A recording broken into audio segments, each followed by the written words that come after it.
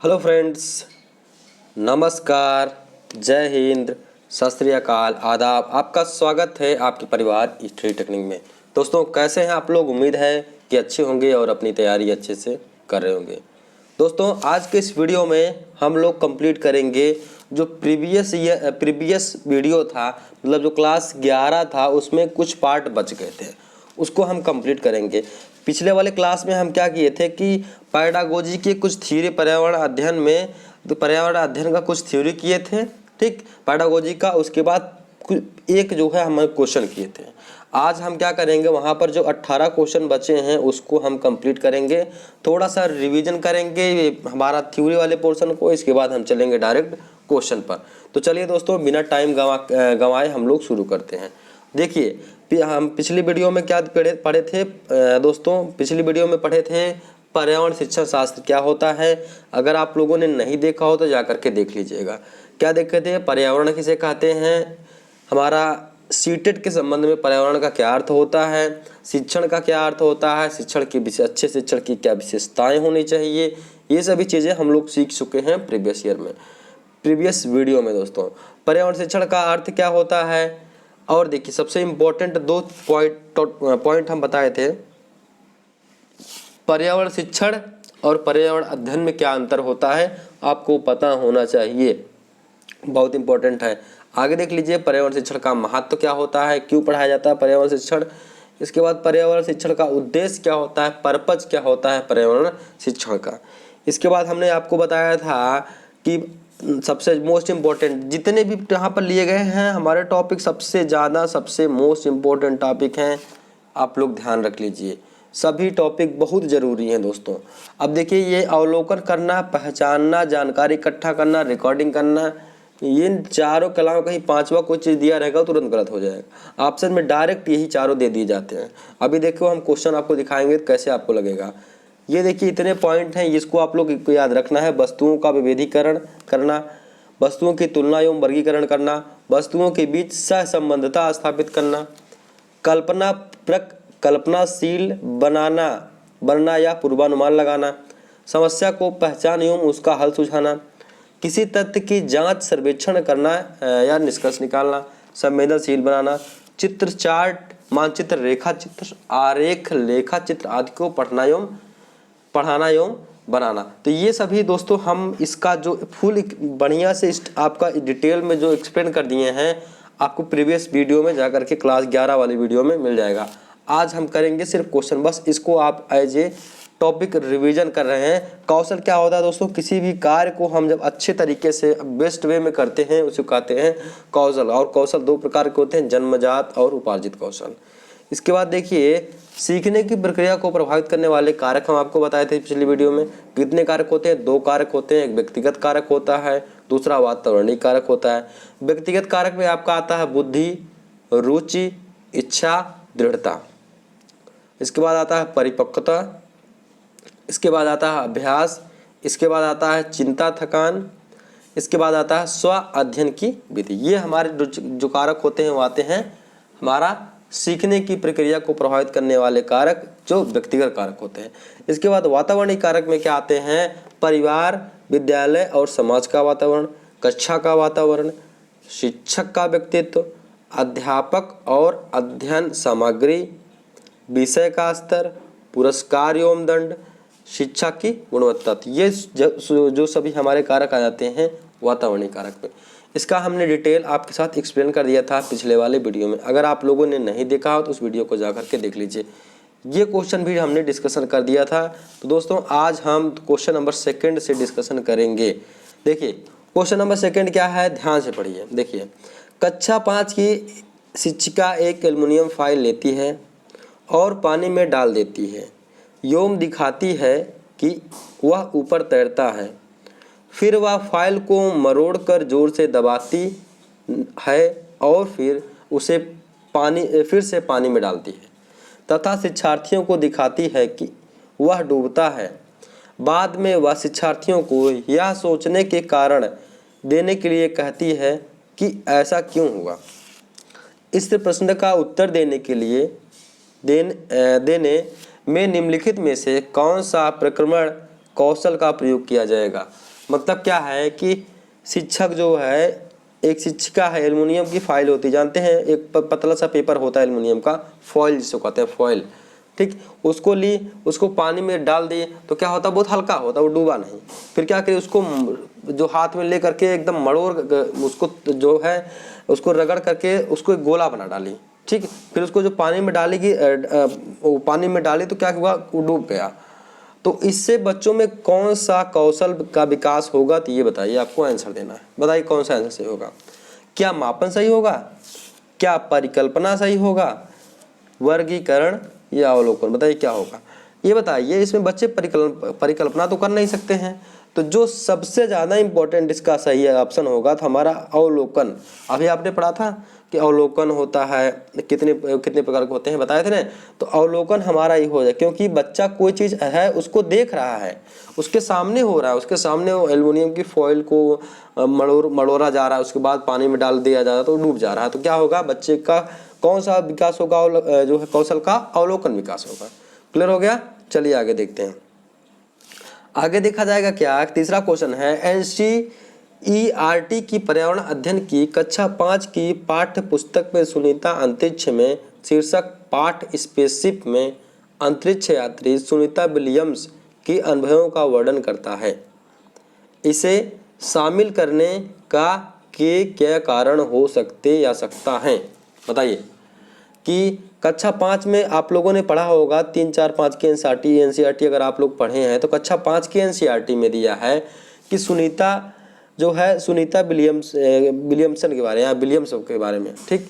तो सुनीता विलियम्स के बारे में दिया है, तो उनके बारे में आपको कौन सी जानकारी है कि हमारा बच्चे का अनुभव है जो उसके बारे में वर्णन करता है? बताइए क्या होगा। पहला देखिए ऑप्शन, पहला हमारा कथन क्या है कि यह घटना अंतरिक्ष यात्रियों की जिंदगी में झांकने का अवसर देती है। भैया स्पेस के बारे में अगर बताया जाए तो बच्चे भी सोचेंगे, हाँ लोग स्पेस में जाते हैं या स्पेस में भी लोग रहते हैं। तो ये ऑप्शन हमारा आपका सही होगा। ये सही होगा या गलत होगा, बताइए। ये हमारा सही होगा। दूसरा देखिए, यह घटना स्पेसशिप में भौतिक स्थितियों का वर्णन करती है। बिल्कुल दिखाया जाएगा। तो स्पेसशिप में क्या गया, एक हमारा स्पेस क्राफ्ट गया है, लोग वहाँ रहे हैं, भौतिक स्थितियों का वर्णन हो जाएगा। आगे देखिए, यह घटना स्त्री पुरुष लिंग जेंडर रूढ़िवादिता को चुनौती देती है। बिल्कुल चुनौती देती है, क्योंकि स्पेस में क्या मेल ही जाते हैं, लेकिन फीमेल सुनीता विलियम्स गई थी। और देखिए, यह घटना गुरुत्वाकर्षण की अवधारणा को समझने में मदद करती है। तो ये हमारा गलत हो जाएगा। Option number first, second, third इसका सही आंसर हो जाएगा, अर्थात ऑप्शन नंबर बी इसका सही आंसर हो जाएगा। क्लियर हो गया, समझ में आ गया, एक एक चीज फाइनल हो गया। चलो भैया आगे शुरू करते हैं। कितने लोगों का ऑप्शन गलत हुआ है? गलत नहीं होना चाहिए दोस्तों, ये आसान क्वेश्चन था। ये भी गलत होगा, ये भी गलत होगा। ऑप्शन नंबर बी इसका सही आंसर होगा। चलो आगे देखते हैं चौथा क्वेश्चन। चौथा क्वेश्चन दिया गया है, प्राथमिक कक्षाओं में पर्यावरण अध्ययन पढ़ाने के लिए निम्नलिखित में से कौन सा उद्देश्य संबंधित नहीं है? बताइए कौन सा उद्देश्य संबंधित नहीं है। आगे देखिए, विज्ञान के आधारभूत प्रत्ययों को सिद्धांत को रटकर याद कर लेना या पर्यावरण खोजने के अवसर को प्रदान करना। इसमें देखिए दोस्तों 4 ऑप्शन थे, 2 ऑप्शन हमने नहीं लिया है, क्योंकि नहीं है। अगर निगेटिव आपको दे दिया, ध्यान दीजिएगा, यहाँ दिया है नहीं है तो देख लीजिए इसमें 2 ही ऑप्शन में कौन सा निगेटिव, जो भी हमारा कथन निगेटिव होगा वो गलत आंसर हो जाएगा। तो दिया है विज्ञान के आधारभूत प्रत्ययों और सिद्धांतों को रटकर याद कर लेना। भैया रट्टाफिकेशन हमको नहीं करवाना है, तो ये हमारा गलत ऑप्शन हो जाएगा। बस हमारा जो गलत ऑप्शन उसी को टिक करना है। तो ऑप्शन नंबर कौन सा, ए इसका सही आंसर हो जाएगा। क्लियर हो गया ना। चलो आगे देख लेते हैं 5वां क्वेश्चन को। 5वां क्वेश्चन क्या है, पर्यावरण अध्ययन के शिक्षण से उन प्रक्रिया पर आधारित कौशलों को बढ़ावा दिया जाना चाहिए जो पूछताछ आधारित प्रत्यक्ष अनुभवों के केंद्र बिंदु हैं। निम्नलिखित में से कौन सा एक ऐसा कौशल नहीं है? बताइए कौन सा एक ऐसा कौशल नहीं है जो पूछताछ पर आधारित प्रत्यक्ष अनुभव नहीं है। ठीक, पूर्वानुमान लगाना, कोई भी चीज होगा उसके बारे में पहले पूछताछ करेंगे तब अनुमान लगा सकते हैं।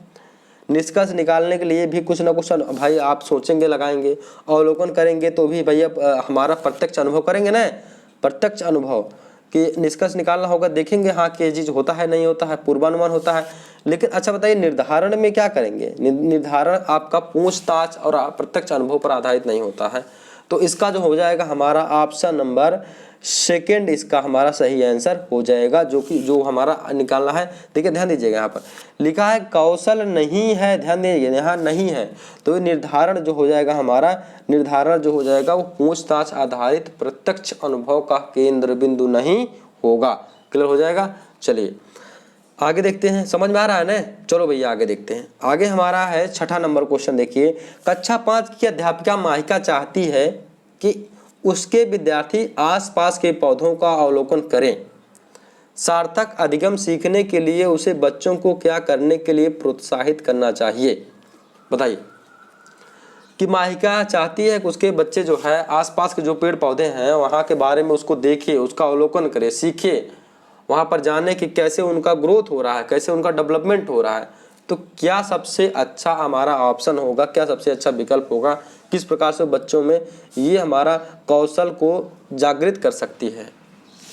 आपको आंसर बताना, बताइए कौन सा आंसर सही होगा। देखिए ए वाला, यह समझना कि पौधे भी सजीव होते हैं। बी वाला, यह समझना कि पौधे हमारे लिए उपयोगी होते हैं। सी वाला, अधिकतम पौधों के नाम लिखना। या डी वाला, उनकी ऊंचाई, पत्ती, गंध, उगने के स्थानों के अंतर का अवलोकन करना। तो देखिए अगर आसपास के पौधों का अवलोकन करना होगा तो सबसे जो बेस्ट आंसर सही हो जाएगा दोस्तों हमारा क्या हो जाएगा, ऑप्शन नंबर डी, कि उनकी ऊंचाई, कौन सा पौधा का या कौन सा पेड़ कितनी ऊंचाई का होता है, उसकी पत्तियां किस प्रकार की होती हैं, उसमें गंध किस प्रकार से आता है, वे कहाँ पर उगते हैं, मरुस्थलीय भूमि में उगते हैं या हमारे किस वाले ज़मीन में उगते हैं, ये सभी चीज़ों का अवलोकन करेंगे बच्चे तो काफ़ी अच्छी तरह से उसके बारे में जानकारी कर ले जाएंगे। तो इसका ऑप्शन नंबर डी हमारा सही आंसर हो जाएगा। समझ में आ गया दोस्तों? चलो भैया बहुत शानदार है, ये तो आपको पता होगा। इसका आंसर बताइए क्या होगा? बहुत अच्छा, ईवीएस संक्षेपण अर्थ संयुक्त में प्रयुक्त होता है। क्या प्रयुक्त होता है बताइए? ईवीएस संक्षेपण अर्थ डैश अर्थ में प्रयुक्त होता है। क्या होता है? ईवीएस का फुल फॉर्म क्या होता है? Environmental skills, environmental science, environmental sources, environmental studies. क्या होता है दोस्तों? इसका होता है इन्वायरमेंटल स्टडीज। ये आपको पता होना चाहिए। क्लियर हो गया? चलो भैया ये तो पता ही होगा। आगे बढ़ते हैं। आगे देख लीजिए क्या हमारा है कि निम्नलिखित में से कौन सा प्राथमिक स्तर पर पर्यावरण अध्ययन के शिक्षण का उद्देश्य नहीं है? मतलब कौन सा ऐसा है कि जो प्राइमरी लेवल पर पर्यावरण अध्ययन में अगर सिखाया जा रहा है तो वो गलत माना जाता है? बताइए। कक्ष में होने वाले अधिगम को विद्यालय की बाहर दुनिया से जोड़ना। क्या बाहर की दुनिया से नहीं जोड़ा जाता है कि जो स्कूल में हो रहा है? जोड़ा जाता है ना, ये सही हो जाएगा। लेकिन इसमें दिया है नहीं है, आपको ध्यान दीजिएगा नहीं है। आगे देखिए, शिक्षक कक्ष में कड़े अनुशासन सुनिश्चित करे। इसको अभी रुक जाइए, बाद में लिख लेते हैं। बच्चों को प्रश्न पूछने के लिए अवश्य अभिप्रेरित करना चाहिए। बिल्कुल सही करना चाहिए। आगे देख लिए, बच्चों को अपने निकटतम परिवेश से परिचय प्राप्त करने के लिए अवश्य अभिप्रेरित करना चाहिए। बिल्कुल सही करना चाहिए। तो इसका जो सही आंसर हो जाएगा दोस्तों, इसमें दिया निगेटिव कौन सा, इसमें कौन सा ऑप्शन निगेटिव है? तो शिक्षक कक्ष में अपने में कड़े अनुशासन को सुनिश्चित करें। अनुशासन देना, अनुशासन बनाना, ये हमारा ये ऑप्शन जो सेकंड वाला ऑप्शन हो जाएगा ये निगेटिव है और यही हमारा हो जाएगा सही आंसर, क्योंकि यहाँ दिया गया है कौन सा उद्देश्य नहीं है। जो निगेटिव इसका वाक्य कथन होगा वही हमारा सही आंसर हो जाएगा। क्लियर हो गया ना? चलो देखते हैं आगे 9 नंबर पर। 9 नंबर प्रश्न है, कक्षा 5 की पर्यावरण अध्ययन की पाठ्य पुस्तक के एक पाठ में सर्वेक्षण और लेखन पर एक भाग का मुख्य उद्देश्य। अभी आपको बताए थे सर्वेक्षण और लेखन, इसके जब हम आपको रिवीजन करवा रहे थे अभी आपको बताए होंगे। अगर आपको पता होगा तो अभी आप आंसर दे ले जाएंगे। बताइए आंसर क्या होगा? शिक्षार्थियों की सामान्य जानकारी का आकलन करना, शिक्षार्थी को अवसर उपलब्ध कराना कि वे चीज़ों को खोजें और सीखें, या विषय की आधारभूत अवधारणाओं को सीखने में शिक्षार्थियों की मदद करना, या ऑप्शन नंबर डी है शिक्षार्थियों के व्यवहारिक कौशलों में सुधार करना। तो सर्वेक्षण और लेखन, सर्वेक्षण में क्या होता है? किसी भी चीज़ को उसके बारे में जानकारी इकट्ठा कर लिया जाए और उसको हम उसके बारे में फिर लिखें। तो क्या हो जाएगा बताइए? इसका 9th का क्या सही आंसर हो जाएगा बताइए? तो शिक्षार्थियों को अवसर उपलब्ध कराना कि वे चीज़ों को खोजें और सीखें। जब खोजेंगे तो उसका सर्वेक्षण करेंगे, खोजें और सीखेंगे तो सर्वेक्षण और लेखन करेंगे। तो हमारा इसका ऑप्शन नंबर बी सही आंसर हो जाएगा दोस्तों। क्लियर हो गया। चलो देख लेते हैं 10th नंबर क्वेश्चन पर क्या है। कक्षा 5 की ईवीएस की पाठ्य पुस्तक के किसी पाठ में सोचिए और चर्चा कीजिए भाग में नीचे दिए गया कथन लिखा है। क्या लिखा है भैया? सोचना है और चर्चा करना कोई चीज़, ठीक है, तो जो उसके बारे में थिंकिंग करना है और इमेजिनेशन करना है, किस बात करनी है। आगे देखिए क्या हमारा कथन है कि यदि आपके गांव अथवा शहर में एक सप्ताह तक पेट्रोल अथवा डीजल ना हो तो क्या होगा, बताइए। इस कथन का मुख्य उद्देश्य क्या है, बताइए। इस कथन का मुख्य उद्देश्य क्या है, आपको आंसर करना। चारों में से आंसर करिए, क्या आंसर सही होगा। बहुत बढ़िया, ऐसे दोस्तों को पढ़ते रहिए, बहुत अच्छा है, ठीक है, ऐसे पढ़ते रहिए। देखिए क्या हमारा, देखिए हम बता रहे हैं आपको आंसर क्या होगा। देखिए ए वाला ऑप्शन होगा कि सॉरी दोस्तों, कि छात्रों को तेल के न्याय संगत उपयोग के बारे में संवेदनशील करना। कि बच्चे को कहा गया कि अगर आपके गांव में या शहर में एक सप्ताह तक पेट्रोल या डीजल नहीं होगा तो क्या सोचेगा बच्चा, कि बच्चा ये सोचेगा कि छात्रों को तेल के न्याय संगत उपयोग के बारे में संवेदनशील करना, कि बच्चों को बताना कि तेल कितना संवेदनशील, मतलब कितना इसको सही ढंग से उपयोग करना चाहिए या कितना हमारे लिए उपयोगी है, उसके बारे में संवेदनशील बनाना। तो बच्चा तो तेल का उपयोग नहीं करता, बताइए ऑप्शन ए सही होगा। आगे देखिए दूसरा, छात्रों को पेट्रोल और डीजल के स्रोतों के बारे में मूल्यांकन करना चाहिए, ये सही होगा क्या। तीसरा देखिए, वास्तविक जीवन की चिंताओं को समझने हेतु कल्पना और सोचने विचारने की कुशलता को बढ़ावा देना चाहिए, क्या ये सही होगा। और डी वाला देखिए, पेट्रोल और डीजल की कमी के बारे में जागृति उत्पन्न करना, क्या ये सही होना चाहिए। अच्छा सही क्या होना चाहिए बताइए। ऑप्शन नंबर ए सही है, गलत है। ऑप्शन नंबर बी सही है, गलत है। डी सही है, गलत है। हमारा ऑप्शन नंबर सी सही है कि जब विद्यार्थियों को आप कहेंगे, स्टूडेंट को कक्षा 5 के, तो वो उसके बारे में समझेंगे कि अगर हमारा पेट्रोल और डीजल नहीं होगा, तो जब उसको वास्तविक जीवन से रिलेट करेंगे तो वही होगा बच्चों की वास्तविक जीवन से में चिंताओं को समझने और हेतु कल्पना सोचने और विचारने की कुशलता को बढ़ावा देना। हमारा ऑप्शन नंबर बी हो जाएगा, सही आंसर हो जाएगा, कि अपने वास्तविक जीवन से जोड़ करके उसको समझेंगे। ऑप्शन नंबर इसका सी आंसर सही हो जाएगा दोस्तों। क्लियर हो गया ना। चलिए आगे बढ़ते हैं 11 नंबर क्वेश्चन पर। लिखा है प्राथमिक स्तर पर ईबीएस की पढ़ाई का एक मुख्य उद्देश्य है। ईबीएस को प्राइमरी लेवल पर क्यों पढ़ाया जाता है, बताइए। 3 से 5 तक किताब होती है ईबीएस की, 3, 4, 5 3 क्लास ईबीएस क्यों पढ़ाया जाता है, आपको इसका आंसर बताना है। इसका आंसर क्या हो जाएगा बताइए। ए वाला हमारा ऑप्शन होगा कि विषय की मूल संकल्पनाओं की गहन समझ विकसित करना। बी वाला ऑप्शन होगा अगले स्तर के अध्ययन के लिए विद्यार्थियों को तैयार करना। या सी वाला होगा पढ़ाई को विद्यार्थी के विद्यालय से बाहर के जीवन से संबंधित करने में सहायता करना। या डी वाला होगा स्वतंत्र रूप से हस्तसिद्ध क्रियाकलापों को तैयार करने का कौशल अर्जित करना। तो आप लोगों को 50 बार बताया जा चुका है कि प्राइमरी लेवल पर विद्यार्थियों को इन्वायरमेंट पढ़ाने का एक ही मकसद है कि उनके जो बाहरी जीवन है उस जीवन को उस किताबी जीवन से रिलेट करके पढ़ाया जाए या रिलेट करके बताया जाए। तो बताइए क्या आंसर सही होगा। ऑप्शन नंबर सी होगा ना, कि विद्यालय, देखिए यहाँ क्या लिखा है, कक्षा की पढ़ाई को शिक्षार्थियों के विद्यालय से बाहर के जीवन से संबंधित करने में जो सहायता करता है, इसीलिए हम इसको इन्वायरमेंट को पढ़ाते हैं 3 से लेकर के 5 तक। क्लियर हो गया ना। चलो देख लेते हैं 12 नंबर क्वेश्चन पर क्या लिखा गया है। प्राथमिक स्तर की ईबीएस की पाठ्यचर्या को शुद्ध विज्ञान और सामाजिक विज्ञान की संकल्पनाओं को सम्मिलित करके विकसित किया गया है। ऐसा करने का मुख्य उद्देश्य क्या है। मतलब आप देखे होंगे प्राइमरी लेवल में कि विज्ञान और समाज विज्ञान नहीं है, ठीक, एनसीईआरटी की बात हो रहा है। एनसीईआरटी में सामाजिक विज्ञान और विज्ञान है, इन्वायरमेंट स्टडी या पर्यावरण अध्ययन को वहाँ पर लिया गया है। क्यों इन दोनों विषयों को क्यों नहीं लिया गया है, क्यों इसको अलग से, इसको वहाँ पर दोनों को मिक्स करके इन्वायरमेंट ले लिया गया, क्यों लिया गया, आपको आंसर बताना है। आंसर ऑप्शन नंबर ए क्या सही होगा। शिक्षार्थियों को पर्यावरण को संकल्यवादी ढंग से देखने योग्य बनाना। ऑप्शन नंबर बी होगा पढ़ाई के विषयों की संख्या को कम करना। ऑप्शन नंबर सी होगा विद्यार्थी के बस्ते के बोझ को कम करना। ऑप्शन नंबर डी होगा विषय अध्यापकों की आवश्यकता को कम करना। तो बताइए क्या होगा। देखिए प्राइमरी लेवल पर पढ़ाने का सबसे अच्छा तरीका तो होता है, जान रहे हैं आप लोग, दोनों को मिक्स करके पढ़ाना। तो आंसर बताइए क्या होगा। डी होगा, ये होगा, ये होगा, नहीं ये होगा। कि विद्यार्थी तो नहीं समझता है विज्ञान क्या होता है, समाज विज्ञान प्राइमरी लेवल पर, तो उसको दोनों को मिक्स करके पढ़ाएंगे तो वो जो विद्यार्थी सीखेगा वो समझेगा कि ये में हमारे आसपास में होता है।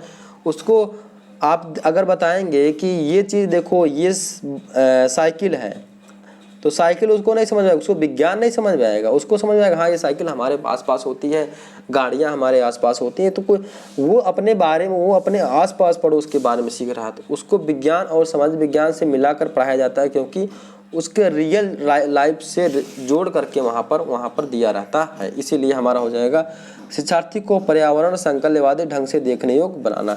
तो पर्यावरण को वो दोनों को मिक्स देख ले या दोनों को अपने लाइफ से रिलेट करके देख ले, तो वही उसका सही आंसर हो जाएगा ऑप्शन नंबर ए। क्लियर हो गया। चलो दोस्तों आगे बढ़ते हैं। हमारा 13 नंबर क्वेश्चन पर लिखा है सामाजिक विज्ञान के संदर्भ में पर्यावरण अध्ययन पढ़ने का निम्नलिखित में से कौन सा उद्देश्य नहीं है। कौन सा उद्देश्य नहीं है, देखिए आपको दिया है तो आप बता दीजिए कौन सा उद्देश्य नहीं होगा, मतलब कौन सा इनमें से निगेटिव सेंटेंस होगा जो हमारा आंसर नहीं होगा, आपको उसका आंसर बताना है। लिखा गया है इसे बच्चों को मुख्य शब्दावली की सही परिभाषा याद करने योग्य बनाना चाहिए। क्या ऐसा हो सकता है। दूसरा देख लीजिए हमारा है इसे विद्यार्थियों को विद्यमान विचारों और अभ्यासों पर प्रश्न करने योग्य बनाना चाहिए। क्या सही है। सी वाला देखिए ऑप्शन, इसे बच्चों को समाज में के एक जिम्मेदार सदस्य के रूप में पढ़ने योग्य बनाना चाहिए। सही होगा। डी वाला देख लेते हैं, इसे बच्चों की संस्कृत अभ्यासों की विविधता का सम्मान करने योग्य बनाना चाहिए। तो आपको निगेटिव सेंटेंस दिख गया होगा, कौन सा होगा बताइए। निगेटिव सेंटेंस हमारा होगा ऑप्शन नंबर ए, क्योंकि यहाँ पर दिया गया है परिभाषा को याद करने, अगर याद करने योग्य कोई चीज़ दिया रहेगा तो वो हमारा हो जाएगा गलत। आगे देखिए ये हमारा सही, ये हमारा क्यों गलत होगा। ये हमारा देखिए लिखा है इसे विद्यार्थियों के विद्वान विचारों और अभ्यास प्रश्नों पर तैयार करने योग्य बनाना चाहिए। ये हमारा जो है क्या हो जाएगा कि ये हमारा पर्यावरण को पढ़ाने का उद्देश्य होता है या विद्यालय को बच्चों को समाज का एक जिम्मेदार सदस्य के रूप में पढ़ने के योग्य बनाना चाहिए। ये हमारा पर्यावरण का एक उद्देश्य होता है, लेकिन एक उद्देश्य नहीं, ये नहीं होता। ऑप्शन नंबर ए हमारा उद्देश्य नहीं होता है, ये भी हमारा उद्देश्य होता है दोस्तों। इसे बच्चों को संस्कृति अभ्यासों में विविधता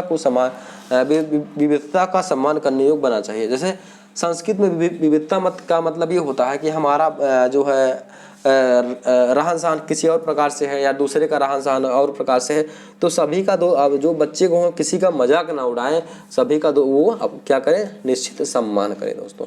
ये हमारा होता है विविधता, संस्कृति अभ्यासों में विविधता। क्लियर हो गया। चलो हम देखते हैं 14 नंबर क्वेश्चन पर क्या लिखा गया। NCERT की पाठ्य पुस्तक में पर्यावरण अध्ययन को उच्च प्राथमिकता और स्थान दिया गया है। क्यों दिया गया बताइए, किस लिए उच्च स्थान दिया गया है। ऑप्शन नंबर ए देख लीजिए, अधिक संख्या में अभ्यास प्रश्नों को शामिल करने के लिए। बी, विषम की आधारभूत संकल्पनाओं की व्याख्या करने में। सी, चिंतन और विस्मय के शिक्षार्थियों को अवसर उपलब्ध कराने में। या डी, तकनीकी शब्दावली और सटीक परिभाषाएं उपलब्ध कराने में। इसका आंसर आप लोग देख लिए होंगे, क्या हो जाएगा सी वाला। क्या, चिंतन और विस्मय के लिए विद्यार्थियों को अवसर उपलब्ध कराने के लिए, क्योंकि विद्यार्थियों को बारे में कुछ चीज़ें हैं जहां विद्यार्थी अपने बारे में अवलोकन करेगा, वर्गीकरण करेगा, समस्याओं के बारे में सोचेगा, वहां पर क्या करेगा, चिंतन करेगा और विस्मय करेगा। तो इसका ऑप्शन नंबर सी दोस्तों इसका सही आंसर हो जाएगा। अभी इसके पहले वाले नहीं समझ में आ रहा होगा, पिछला वीडियो देखिएगा, थियरी आपको एकदम आसानी समझ में आ जाएगा दोस्तों। ये अगर वीडियो आप देख लेंगे पिछला वाला एकदम क्लियर हो जाएगा, कोई भी कंफ्यूजन नहीं होगा। आगे देख लीजिए 15वां क्वेश्चन क्या है। डैश को छोड़कर बच्चे के विकास को आकार देने वाले वातावरणीय कारकों में निम्नलिखित में से कौन सभी शामिल है। ऐसा कौन सा है जो शामिल नहीं है और उसके अलावा सभी शामिल है। ठीक, क्या, शिक्षा की गुणवत्ता, पौष्टिकता की गुणवत्ता, शारीरिक गठन, संस्कृति। तो कौन सा है जिसको छोड़कर, क्या लिखा, को छोड़कर बच्चे के विकास में वातावरणीय कारकों में सभी शामिल है। बताइए कौन सा है जो शामिल नहीं है। 15 का आंसर दीजिए आप लोग, क्या होगा। तो क्या देखिए, वातावरणीय कारकों में निम्नलिखित में से कौन सा सभी शामिल है, लेकिन एक नहीं शामिल है, क्या नाम है, जिसका शारीरिक गठन। शारीरिक गठन जो है इसका जो है ये ज़्यादातर क्या होता है, आनुवंशिकता पड़ जाता है दोस्तों। तो इसका हो जाएगा हमारा शारीरिक गठन सही आंसर हो जाएगा दोस्तों। क्लियर हो गया। चलिए देख लेते हैं आगे 16 नंबर क्वेश्चन पर। थोड़ा वीडियो फास्ट हो रही होगी दोस्तों, तो समझिएगा क्योंकि वीडियो बहुत लंबी हो जाएगी नहीं तो। क्या देखिए, कक्षा में एक प्रभावी शिक्षण अधिगम प्रक्रिया होती है जब शिक्षक बच्चों को ज्ञान को पढ़ाई जाने वाली नई संकल्पना के साथ जोड़ने में सहायता करता है। इसके पार्श्व में निहित उद्देश्य है डैश को बढ़ावा देता है। तो बताइए, जब जो है एक शिक्षक ठीक किसी नई चीज़ को बताता है तो वो पुरानी चीज़ को उसी के साथ जोड़ता है, तो वो क्यों करता है, उसके पीछे क्या उद्देश्य होता है, ये बताइए आप लोग, इसका क्या आंसर होगा। शिक्षार्थी स्वायत्तता, पुनर्बलन, ज्ञान का सह संबंध एवं स्थानांतरण, व्यक्तिगत विभिन्नता। ये हमारा बाल विकास का क्वेश्चन अगर देखेंगे तो हो जाएगा, क्या हो जाएगा, ज्ञान का सह संबंध एवं स्थानांतरण। जैसे मान लीजिए एक बच्चा है, बच्चे को वो पढ़ाना है, उसको मान लो उसको जो है किसी भी चीज़ के बारे में बताना है। मान लो उसको बताना है कि जो है तेल से डीजल से चलने वाली गाड़ियों के बारे में बताना है, तो उसको पहले साइकिल के बारे में थोड़ा समझा देंगे और उसी के बारे में बता दें उसमें 2 पहिए होते हैं। अगर मान लो बाइक के बारे में बताना है, ठीक, मोटर बाइक के बारे में, मोटरसाइकिल के बारे में, तो पहले बताएंगे आप लोग साइकिल देखें उसी प्रकार से होता है लेकिन वो तेल से चलता है। तो एक से के साथ दूसरा रिलेट करके वहाँ से स्थानांतरण विधि से उसको हम ज्ञान दे सकते हैं। तो इसका ऑप्शन नंबर सी सही आंसर हो जाएगा मित्रों। चलो आगे देख लेते हैं हमारा 17 नंबर क्वेश्चन पर। क्या है, वायु हर जगह है। प्रकरण पर पढ़ाते समय एक शिक्षक विद्यार्थियों से निम्नलिखित प्रश्न पूछता है। क्या प्रश्न पूछता है भैया? पहला प्रश्न पूछता है, क्या मृदा में वायु है। दूसरा प्रश्न है, क्या पानी के अंदर वायु है। तीसरा प्रश्न है, क्या हमारे शरीर में वायु है। चौथा प्रश्न है, क्या हमारी हड्डियों में वायु है। ठीक, आगे देखिए क्या है, शिक्षक निम्नलिखित में से कौन सा कौशल विकसित करने का प्रयास कर रहा है। इन चारों प्रश्नों को पूछ करके शिक्षक बच्चों में किस प्रकार का कौशल विकसित करने की कोशिश कर रहा है। वर्गीकरण कौशल, क्या उसने वायु को वर्गीकृत करने के लिए कहा है। संवेगात्मक कौशल, क्या उनके संवेगों से कुछ संवेगों के बारे में कुछ कहा है। अवलोकन कौशल, क्या उनको कोई चीज दिखाया है, ठीक, या चिंतन कौशल, या उनको सोचने के बारे में कोशिश कर रहा है। तो क्या हो जाएगा दोस्तों, इसका सीधा सीधा आंसर हो जाएगा चिंतन कौशल।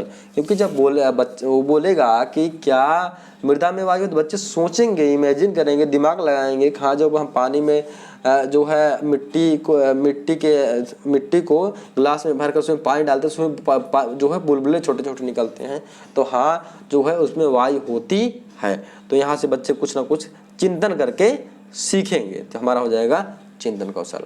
आगे देख लेते हैं दोस्तों, आगे हमारा है 18 नंबर क्वेश्चन। निम्नलिखित कथनों में से कौन सा प्राथमिक स्तर पर पर्यावरण अध्ययन पढ़ाने का उद्देश्य नहीं है। कौन सा उद्देश्य है जिससे पर्यावरण अध्ययन प्राथमिक लेवल पर नहीं पढ़ाया जाता है। मतलब कौन सा इन चारों में से एक नेगेटिव सेंटेंस है, बस सीधा सीधा आपको यही आंसर देना है, दिमाग में बैठा लीजिएगा। चलिए देखिए, बच्चों पर आकलन के लिए शब्दावली और परिभाषाओं का बोझ डालना, क्या ये होगा। दूसरा, जीवन और पर्यावरण से परोपकार रखने वाले मूल्यों को आत्मसात करना, क्या ये होगा। सी वाला, प्राकृतिक व सामाजिक वातावरण के बारे में उत्सुकता जगाना, ये होगा क्या। आगे देख लीजिए, डी, बच्चों को खोजने की क्रियाओं में लगाना तथा व्यवहारिक क्रियाएं करवाना जो संज्ञानात्मक व मनश्चालक कौशलों के विकास में सहायक होती है। तो क्या ये होगा, बताइए इन चारों में से कौन सा सेंटेंस आपको निगेटिव दिख रहा है। आंसर बताइए आप लोग क्या होगा। आंसर देखिए क्या होगा। चलिए आप लोगों ने सोच लिया होगा आंसर क्या होगा। देखिए यहाँ क्या लिखा है, बोझ डालना। तो हम किसी भी चीज़ का बोझ जो है अपने बच्चों पर नहीं डाल सकते। तो ऑप्शन नंबर फर्स्ट इसका सही आंसर हो जाएगा। क्या हो जाएगा कि बच्चों पर आकलन के लिए शब्दावली और परिभाषाओं पर बोझ डालना, तो हमारा ऑप्शन नंबर फर्स्ट इसका सही आंसर हो जाएगा। चलिए आज का हम लास्ट क्वेश्चन देख लेते हैं। क्या है लास्ट क्वेश्चन है, निम्नलिखित में से कौन सा प्राथमिक विद्यालय में पर्यावरण अध्ययन पढ़ाने का उद्देश्य निरूपित है।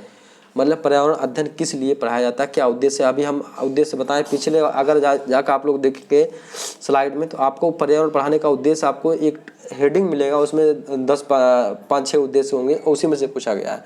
क्या पहला देखिए, ए नंबर ऑप्शन क्या है, अपने ज्ञान का विस्तार करने के लिए बच्चों को सूचना देना, कि उन्हें कौन सी पुस्तकें पढ़नी चाहिए। विद्यालय में बच्चों के अनुभवों को बाहरी दुनिया से जोड़ना। या सी हमारा है बच्चों को तकनीकी शब्दावली और परिभाषाओं से परिचित कराना। या डी हमारा है पर्यावरण अध्ययन से संबंधित तकनीकी का स्व आकलन करना। तो आप लोग कितनी बार पढ़ चुके होंगे, क्या हो जाएगा कि विद्यालय में बच्चों के अनुभव को बाहरी दुनिया से जोड़ना हमारा पर्यावरण अध्ययन पढ़ाने का मुख्य उद्देश्य है दोस्तों, और कोई उद्देश्य नहीं होता है। तो क्लियर हो गया, यहाँ तक समझ में आ गया। जो क्वेश्चन नहीं समझ में आया होगा उसको आप लोग जा करके एक बार दोबारा देख लीजिएगा, आपको पूरा समझ में आ जाएगा दोस्तों। इसका PDF आपको टेलीग्राम चैनल पर मिल जाएगा, यहाँ से जा करके आप प्राप्त कर सकते हैं। लिंक जो है आपको डिस्क्रिप्शन बॉक्स में मिल जाएगी दोस्तों। अगर आपको किसी प्रकार की शिकायत है, किसी प्रकार की सहायता व मदद चाहते हैं, इस नंबर पर व्हाट्सएप कर सकते हैं, इस नंबर पर आप हमको मेल कर सकते हैं। आपका भाई, दोस्त, गुरु जो भी समझ लीजिए। ठीक दोस्तों, ये हमारा एक फैमिली है। अगर इस फैमिली का हिस्सा नहीं बने हो तो आप लोग बन जाइए। इस चैनल को सब्सक्राइब कर लीजिए। अगर सब्सक्राइब कर लिए हो तो बेल आइकन बटन को भी प्रेस कर दीजिए। दोस्तों, वीडियो देखने के लिए बहुत बहुत धन्यवाद। मिलते हैं नेक्स्ट वीडियो में, तब तक के लिए हंसते रहिए, मुस्कुराते रहिए और पढ़ते रहिए। जय हिंद, वंदे मातरम।